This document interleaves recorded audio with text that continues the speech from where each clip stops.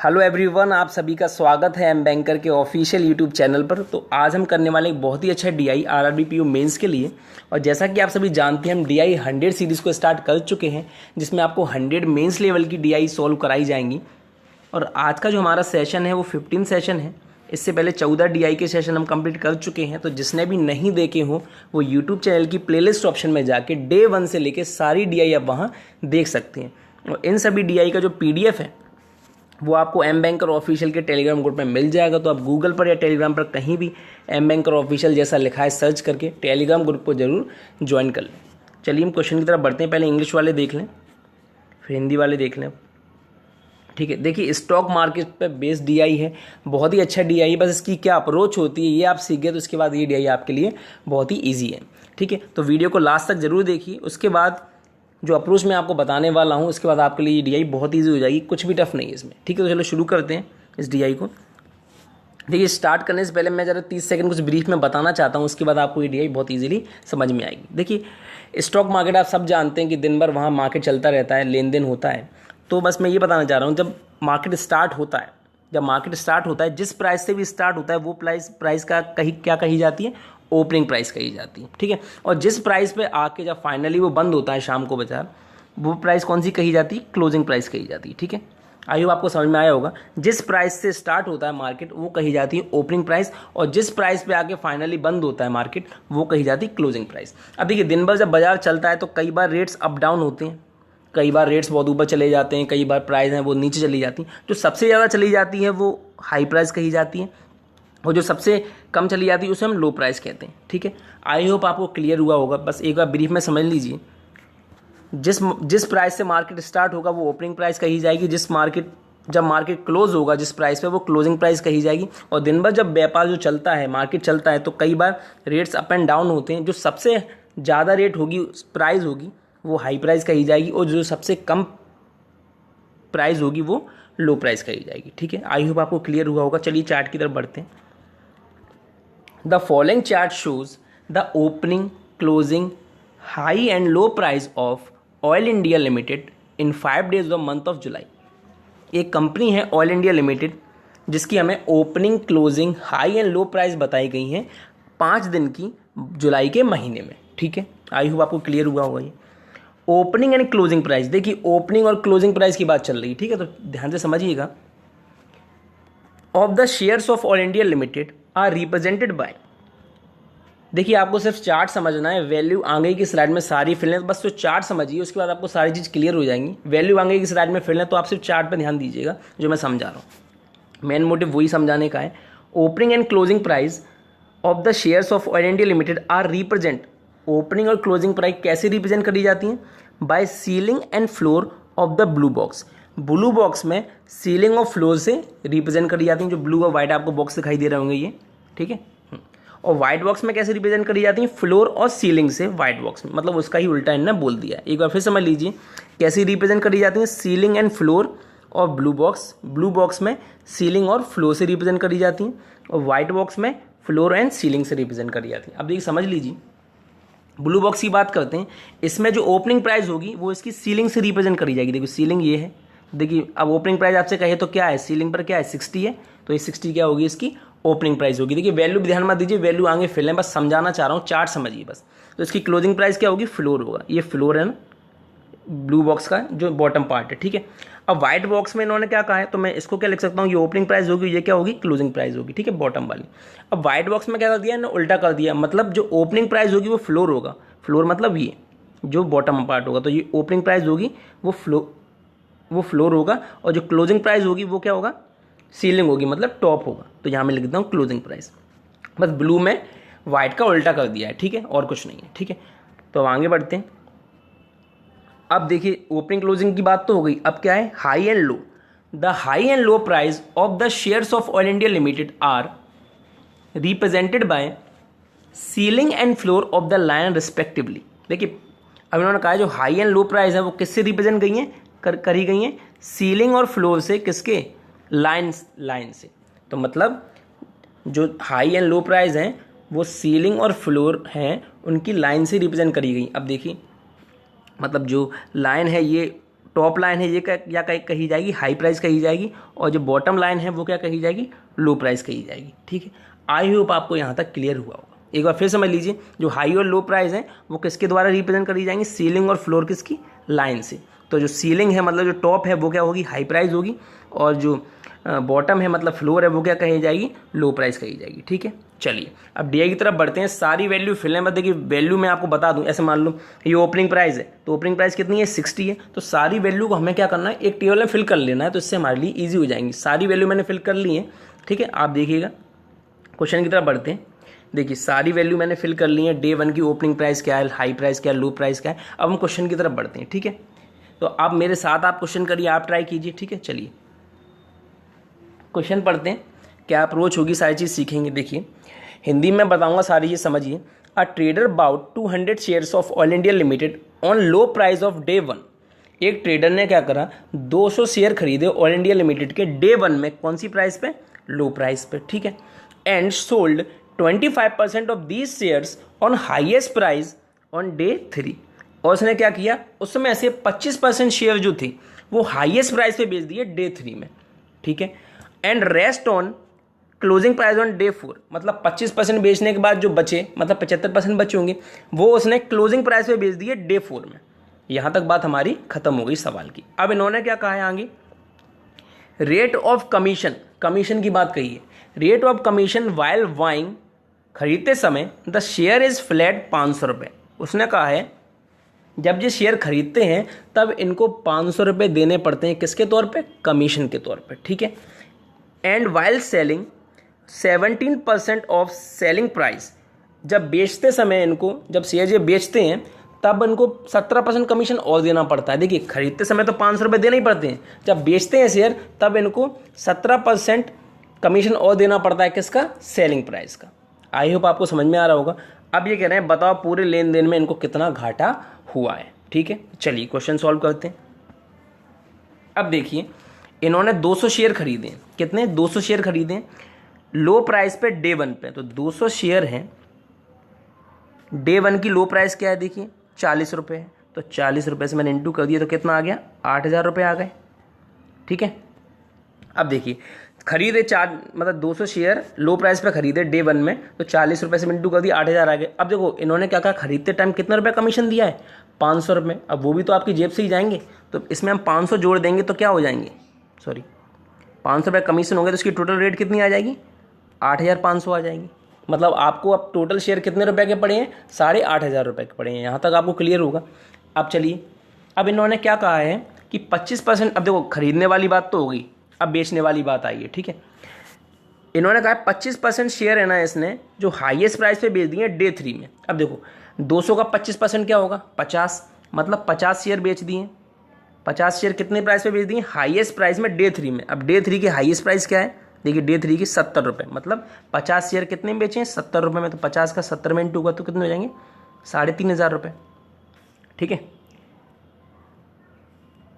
फिर सही से लिख दूँ, 3500 रुपये में इन्होंने 25% शेयर बेच दिए। अब बचे कितने, देखो 200 में से 50 बेच दिए तो 150 बचे होंगे। तो 150 को बचे हुए कहाँ बेचे हैं, rest on closing price on day 4। देखिए अब इन्होंने कहा जो बचे हैं वो क्लोजिंग प्राइस पे बेचे हैं डे 4 में। अब डे 4 में क्लोजिंग प्राइस क्या है, देखो क्लोजिंग प्राइस क्या है, 40 रुपीज़। ठीक है, तो 150 शेयर है वो भी कितने में बेचे होंगे, 40 रुपीज़ में बेचे हैं, क्लोजिंग प्राइस पे बेचे हैं। आई होप आपको समझ में आ रहा होगा। देखो रेस्ट हैं जो क्लोजिंग प्राइस पे बेचे हैं डे 4 में। अब डे 4 में क्लोजिंग प्राइस क्या है, 40 रुपीज़ है। तो 150 को हमने किस में मल्टीप्लाई कर दिया, 40 में। तो ये कितना आ गया, 6000 रुपये। अब देखिए इन दोनों का टोटल क्या होगा, 9500। ठीक है, आपको यहाँ तक बात क्लियर हो रही होगी। ठीक है, तो मैं बस एक चीज़ बताओ, मैं इन दोनों वैल्यू को लिखूँ। देखो बेचे कितने हैं 8500 में, और सॉरी खरीदे कितने में 8500 के, और बेचे कितने 9500 के। ठीक है, मैं यहाँ इन वैल्यू को लिख लूँ। देखो जब इन्हें खरीदते टाइम इनको कितने रुपए खर्च हुए हैं, 8500, और बेचे कितने के 9500। अब इन्होंने ये कहा है कि बेचते टाइम इनको 17% कमीशन और देना पड़ता है। अब एक चीज़ बताओ, कमीशन तो आप अपनी जेब से ही दोगे ना, जो कमीशन का प्राइस होगा वो आप अपनी जेब से ही दोगे, मतलब वो आपका खर्च ही कहलाया जाएगा। अब एक चीज़ बताइए, 8500 में इन्हें शेयर खरीदे और 9500 में इन्हें शेयर बेच दिए, पर 17% इस पर कमीशन और दिया, तो मतलब 9500 का जब आप 17% निकालोगे तो वो आएगा 1615 रुपये। कितना आएगा? 1615 रुपये। तो वो भी आपका क्या होगा? खर्चा ही होगा। तो मतलब आपको 8500 और 1615 रुपये और आपकी जेब से लग गए। तो टोटल आपका कितना हो गया? ये देखिए 1615 कमीशन और दिया, तो वो भी आपका खर्चा ही हुआ ना। तो मैंने पहले आपका 8500 खर्चा हुआ था और इसमें मैंने 1615 और ऐड कर दिया, तो ये टोटल कितना हो गया? 10,115। अब देखिए आपको शेयर टोटल कितने के पड़े? 10,115 रुपये के, और आपने बेचे कितने के? 9,500 रुपये के। जब 10,115 में से आप 950 घटाओगे तो कितने आ जाएंगे? 615। तो आपको घाटा कितने का हुआ? देखो ऑब्वियसली साफ साफ दिख रहा है कि 10,115 को आपके टोटल शेयर आपको पड़े हैं और 9,500 के बेचे हैं, तो आपको घाटा कितने का हो गया? 615 रुपये का हो गया। आई होप आपको क्लियर हुआ होगा। चलिए नेक्स्ट क्वेश्चन पे चलते हैं। चलिए इस क्वेश्चन को भी आप करिए, फिर मैं बता रहा हूँ। चलिए तो क्वेश्चन क्या है इसको समझिए। A trader bought n shares of oil India limited on day 1। एक ट्रेडर ने n नंबर ऑफ शेयर्स खरीदे ऑयल इंडिया लिमिटेड के डे 1 में क्लोजिंग प्राइस पे, ठीक है। And sold 25% of the shares on day 1 on closing price. देखिए n number of shares खरीदे, कितने भी खरीदे हो, उसमें से 25% शेयर उसने उतनी ही प्राइस पे बेच दी, ये कह रहे हैं। देखिए डे 1 में जो क्लोजिंग प्राइस पे शेयर खरीदे थे n नंबर, उसमें से 25% शेयर उसने डे 1 में ही बेच दिए क्लोजिंग प्राइस पे। मतलब 25% शेयर उसने पैसे के पैसे में ही बेच दिए, ना फायदा हुआ ना घाटा हुआ, ठीक है। देखिए 25% शेयर बेच दिया, बचे कितने? 75%, ठीक है। तो ये ध्यान रखना। आगे पढ़ते हैं।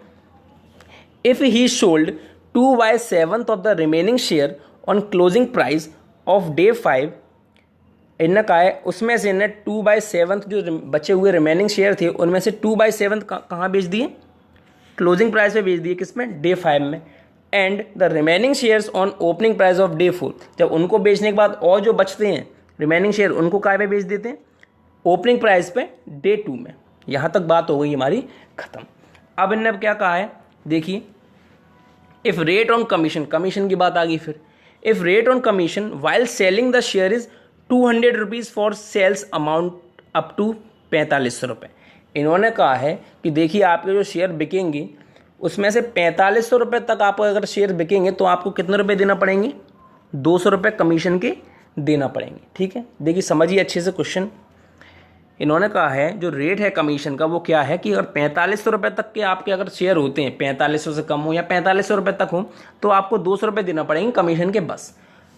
And 20% above the amount. अगर इन्होंने अब क्या कहा है, समझिए इस लाइन का मतलब, अगर 4500 से ज़्यादा आपके होते हैं, कितने भी 4500 से ज़्यादा आपके कितने भी बिकते हैं, तो 4500 से वो जितना भी ज़्यादा होगा उस पर आपको कितना देना पड़ेगा? 20% कमीशन और देना पड़ेगा। यहाँ तक बात क्लियर हो रही होगी। एक बार फिर समझ लीजिए। देखिए 4500 रुपये तक तो 200 रुपये देना पड़ेंगे। अगर 4500 से कितने भी ज़्यादा हैं, मतलब 5000 है मान लो, तो 4500 से कितने ज़्यादा है? 500। तो 500 पे आपको कितना कमीशन और देना पड़ेगा? 200 रुपये देना पड़ेगा। वो सॉरी 20% देना पड़ेगा। मतलब ये सीधा सीधा कहने का मतलब है कि 4500 से जितना भी ज़्यादा होंगे पैसे, जितने बिकेंगे, उस पर आपको 20% कमीशन हमें और देना पड़ेगा, ठीक है। अब आगे बात खत्म कमीशन की। अब ये कह रहे हैं if on day 2 he gets 5500 rupees for sellings. अब ये कह रहे हैं कि डे 2 में उसे 5500 रुपये मिलते हैं बेचने के बाद, after deduction of commission. Commission काट पीट के उसको 5500 रुपये मिलते हैं डे 2 में। तो अब बताइए कितने शेयर उसने खरीदे, ये बताइए। आपको क्वेश्चन क्लियर हुआ होगा। चलिए अब सॉल्व करते हैं। देखिए मैं दूसरी स्लाइड पे सॉल्व कर रहा हूँ, यहाँ पे स्पेस ज़्यादा होगा, ठीक है। तो हिंदी वाले लोग कर लेना सॉल्व। चलिए यहाँ सॉल्व कर रहा हूँ, सवाल हम समझ चुके हैं। चलिए अब देखिए मेरी बात सुनिए ध्यान से। देखो इन्होंने क्या करा, मेरी बात समझिए। इन्होंने 25% शेयर जो खरीदे, sorry n number of share जो खरीदे, उसमें से 25% तो उसी रेट पे बेच दिए। तो 25% पे ना घाटा हुआ ना फ़ायदा हुआ। अब बचे कितने? 75% बचे। तो हम 75% की बात करेंगे। अब देखिए 75% की वैल्यू आ जाएगी तो 100% तो हम अपने आप निकाल लेंगे। तो वो चीज़ की कोई हेडेक नहीं है, ठीक है। अब इन्होंने क्या कहा है, देखो यहाँ तक बात खत्म हो गई कि उन्होंने बेच दिए, हमने 75% हमारे पास शेयर बचे हैं। अब इन्होंने ये कहा है if he sold 2/7 of the remaining share on closing price on day 5 and remaining share on opening price of day 4। अब ये कह रहे हैं जो शेयर बचे हैं उसमें से 2/7 यहाँ बेच दिए, मतलब वो कहा है। एक चीज़ बताइए, 2/7 और ये हम फ्रैक्शन के चक्कर में फालतू में फंस जाएंगे, हमारा सवाल पूरा कॉम्प्लिकेटेड हो जाएगा। तो मैं क्यों ना करूँ, मैं एक चीज़ बताऊँ, मैं क्यों ना मान लूँ कि 75 जो 75% शेयर हैं उसको मैं कोई 7 का मल्टीपल मान लूँ, इसलिए वो आराम से 7 से डिविजिबल हो जाएगा। तो मैं क्या करता हूँ, जो 75% शेयर है मान लो उसको मैं 7A मान लूँ कि ये 7A है, तो हमारा क्या है ना, फ्रैक्शन से ईजिली कट जाएगा, तो हम क्या 2/7 वगैरह का हमें कॉम्प्लिकेशन नहीं होगा। तो मैंने मान लिया 75% शेयर किसके बराबर है, 7A के बराबर है। ठीक है, हमें एक ही वैल्यू मिल जाएगी तो हमें अपने आप पता चल जाएगा। अब देखिए 7A है, अब 7A का आप 2/7 निकालोगे तो कितना हो गया, 2A हो गया। मतलब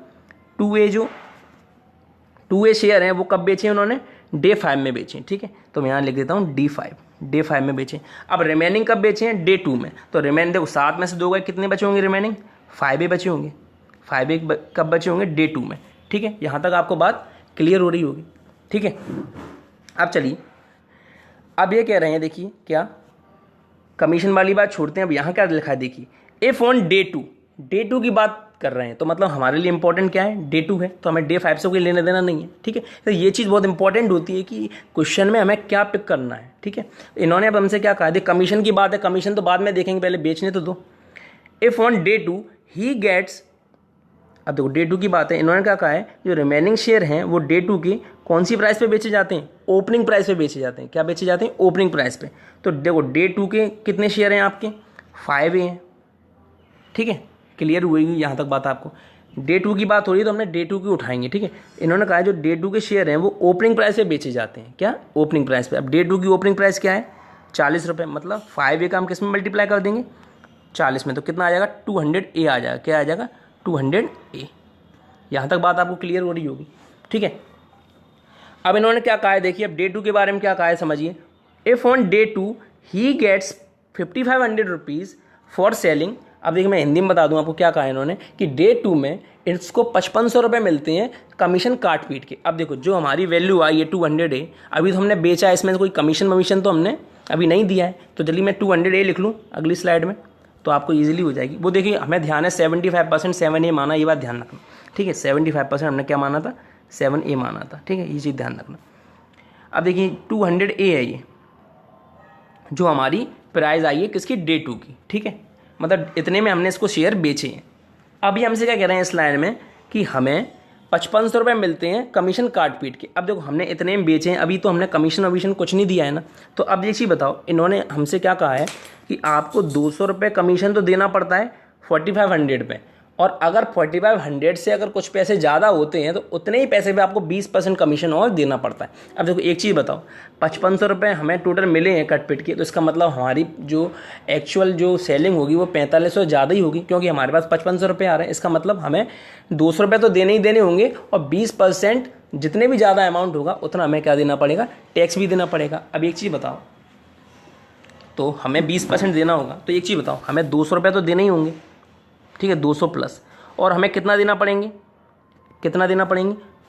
जो 4500 से जितना अमाउंट ज़्यादा होगा। अब देखो हमारा टोटल अमाउंट कितना है, 200A है, और हमें पता है देखो 5500 रुपये मिल रहे हैं, तो इसका मतलब वो 4500 से हमारे प्राइस ज़्यादा ही होगा उनका। तो 200A में से मैं क्या करूँगा, कितने माइनस कर दूंगा, 4500 माइनस कर दूंगा। ठीक है, 4500 माइनस कर दूंगा। अब इसका क्या निकालना है, 20% निकालना है। ठीक है, तो ठीक है, अब देखिए 200 रुपये पहले से ही यहाँ पर है। अब इन दोनों का 20% क्या होता है, 1/5 होता है। तो 1/5 से हम क्या कर देंगे, इसमें डिवाइड कर देंगे। देखो 20% क्या होता है, 1/5 होता है। ठीक है, तो मतलब इतनी इस वैल्यू पे हमको कितना टैक्स देना पड़ेगा, जो ज़्यादा होगी 20%। तो मैंने 1/5 से डिवाइड दे दिया है, आप समझ जाना। तो 1/5 से डिवाइड देंगे तो ये क्या आ जाएगा, 40 आ जाएगा अंदर। ठीक है, और ये 5 का डिवाइड अंदर जाएगा तो कितना आ जाएगा, 900 आ जाएगा। क्या आ जाएगा, 900 आ जाएगा। ठीक है, अब आपके पास क्या बचा है, 200 प्लस 40A और 900। ठीक है, 200 प्लस 40A और 900। ठीक है, अब देखो 200 में 900 माइनस किए, 200 प्लस किए, तो क्या आ जाएंगे, 700 आ जाएंगे। तो मैं यहाँ सीधे लिख सकता हूँ, क्या बचा आपके पास खाली 200, सॉरी आपके पास यहाँ बचेगा, अब देखिए 200 900 में से माइनस हो जाएगा, तो आपके पास क्या बचेगा, 40A माइनस 700 बचेगा। क्या बचेगा, माइनस 700 बचेगा। ये वैल्यू कट पिट के यहाँ ये इतनी आ जाएगी। मतलब कमीशन आपको कितना देना पड़ेगा इसमें से, इतना। देखिए आई होप आपको समझ में आया होगा। देखिए हमने कुछ नहीं लिखा, 200 रुपये तो दिए ही दिए। अब जो मतलब पूरे वैल्यू में से 45% जितनी ज़्यादा होगा उस पर हमने 20% क्या दे दिया, कमीशन दे दिया, मतलब 1/5 से हमने क्या कर दिया है, डिवाइड कर दिया। 20% क्या होता है, 1/5। तो हमारा देखिए अब देखो 900 में से 200 चले गए, कितने बचे, 700 बचे, तो माइनस के बचे। तो हमारा कमीशन क्या आ गया, 40A माइनस 700। अब देखो इन्होंने हमसे क्या कहा है कि पूरा जो अब हमें पूरे पैसे कितने मिलते हैं कट पिट के, 5500 रुपये। तो देखिए हमारी टोटल वैल्यू कितनी थी, 200A थी, और हमारा कमीशन क्या आया, आपने अभी मैंने देखा होगा 40A माइनस 700, ये आया था कमीशन। तो मतलब अब देखो टोटल वैल्यू ये है, कमीशन ये है, तो इन्होंने कहा कमीशन काट के कितने रुपए मिलते हैं, 5500 रुपये मिलते हैं। तो मैं इसमें से ये माइनस कर दूं, ठीक है, तो हम किसके बराबर हो जाएगी वो वैल्यू, 5500 के बराबर हो जाएगी। एक बार फिर समझिए, इन्होंने कहा कट पिट के आपको कितने रुपये मिलते हैं, 5500 रुपये मिलते हैं। अब देखो टोटल प्राइस क्या आई थी हमारी 200A, और कमीशन कितना आ गया 40A माइनस 700। अगर हम इसमें से इसको माइनस कर दें टोटल वैल्यू में से, तो हमारी वैल्यू किसके बराबर हो जाएगी, 5500 के बराबर हो जाएगी। तो मैंने क्या करा, 200A माइनस कितना 40A जो कमीशन है और 700, ठीक है, ये किसके बराबर हो जाएगा, 5500 के बराबर हो जाएगा। यहाँ तो कोई दिक्कत नहीं होगी। अब देखो 200 में से 40 जाएंगे, कितने बचेंगे, 160 बचेंगे, ठीक है। और देखो माइनस है, जब माइनस इसमें से माइनस करेंगे, जो पहले से ही माइनस का, तो क्या हो जाएगा, प्लस का नहीं हो जाएगा 700, ठीक है, ये क्या हो जाएगा 5500 आ जाएगा, ठीक है। ये पहले से माइनस में, तो माइनस का इंटू होगा तो प्लस में हो जाएगा। अब देखो 160 ये है, अब 700 उधर जाएगा तो 5500 में से माइनस होगा, तो कितना बचेंगे, 4800 बचेगा। यहाँ पे क्या बचेगा, 700 माइनस होगा 5500 में, 4800 बचेगा। अब देखो 16 का जब डिवाइड देंगे इसमें, तो क्या हो जाएगा, ये ए की वैल्यू कितनी आ जाएगी आपकी, 30 आ जाएगी। कितनी आ जाएगी, 30। आई होप आपको यहाँ तक क्लियर होगा। अब देखो मैंने आपको क्या बताया था, 75% जो था हमारा, उसको हमने क्या माना था, 7A माना था। तो ए की वैल्यू क्या आई हमारी, 30 आई ना। तो 75% की वैल्यू कितनी आ गई, जब हम 7 में 30 का इंटू करेंगे, तो देखो ए की वैल्यू 30 है, जब हम 7 का 30 में इंटू करेंगे तो कितना आ जाएगा, 210 आ जाएगा। अब देखो 75% की वैल्यू 210 है, तो 100% निकालना है, तो हम क्या करेंगे, कुछ नहीं करेंगे, बस 100 से 75% ये आ गया, 100 में इंटू कर देंगे तो हमारा ये 28 बार चला जाएगा। टोटल कितना आ जाएगा, 280। देखिए 75% आ गया, अब 100% तो निकाल ही लोगे, तो हमारा आंसर क्या आ गया, 280। देखिए अच्छे क्वेश्चन है, थोड़ा दिमाग आपको लगाना पड़ेगा। आई होप आपको समझ में आया होगा। चलिए नेक्स्ट क्वेश्चन पे चलते हैं। इसके बाद होमवर्क क्वेश्चन है वो आप करिएगा, ये तो इजी है। इसमें हमसे कहा है इन्होंने, what is the ratio of average high price and low price of shares of all India limited day 1, day 3 और डे 5। डे 1, डे 3 और डे 5 की हमें क्या निकालना है, इनका रेशियो निकालना है, इनके हाई प्राइस और लो प्राइस का। अब देखो डे 1 में हाई प्राइस कितनी है, 66, और डे 3 में हाई प्राइस कितनी है, 70। पहले हाई प्राइस की बात कर रहे हैं। और डे 5 में कितनी है, 54, ठीक है। और लो प्राइस कितनी है इन्हीं में, 40, 30 और 32। जब इनका आप टोटल करेंगे तो क्या आ जाएगा आप पे, 190 रेशो 102, ये आ जाएगा, इनका टोटल आ जाएगा। हमें क्या, इनको काट देंगे तो क्या आ जाएगा हमारा, 95:51, ठीक है, 95:51। कुछ नहीं, इजी क्वेश्चन है, ये है। अब होमवर्क क्वेश्चन समझ लीजिए क्या है, वो आपको जरूर मेरे को जवाब देने हैं, ठीक है। बहुत अच्छा दिया है इसलिए मैंने, चलिए होमवर्क क्वेश्चन दिए, हिंदी वाले भी देख लें। एक ये होमवर्क क्वेश्चन, ठीक है, और नेक्स्ट क्वेश्चन है ये है एक होमवर्क क्वेश्चन। देखिए वीडियो पसंद आया हो तो आप इसको लाइक ज़रूर करना। देखिए कुछ तो टफ थोड़ा होगा तो आपको करना तो पड़ेगा सॉल्व। आई होप आपको पसंद आया होगा। लाइक ज़रूर करें वीडियो को और शेयर भी ज़रूर करें। Thank you very much.